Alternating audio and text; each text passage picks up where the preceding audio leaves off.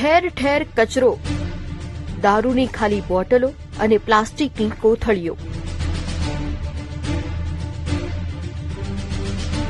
આ હાલત છે સુરતના ઓક્સિજન હબ તરીકે ઓળખાતા અટલ બિહારી વાજપેયી બાયોડાયવર્સિટી પાર્કની.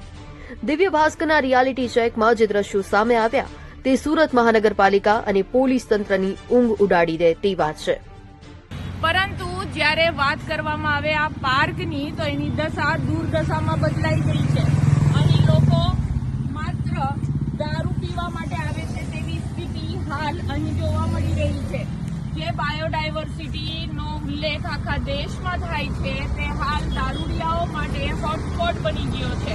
આપ જોઈ શકો છો જ્યાં સુધી નજર જશે ત્યાં દારૂની પોટલીઓ નજર આવશે. ખાસ કરીને જ્યારે વાત કરવામાં આવે બાયોડાયવર્સિટીની ત્યારે આ 13 કિલોમીટર લાંબો છે, પરંતુ જ્યારે દિવ્ય ભાસ્કરે અહીં આવીને રિયાલિટી ચેક કર્યું લગભગ 1 કિલોમીટરની જ દશા જે છે દૂરદર્શન. આખો વિડીયો જોવા માટે ડાઉનલોડ કરો દિવ્ય ભાસ્કર એપ.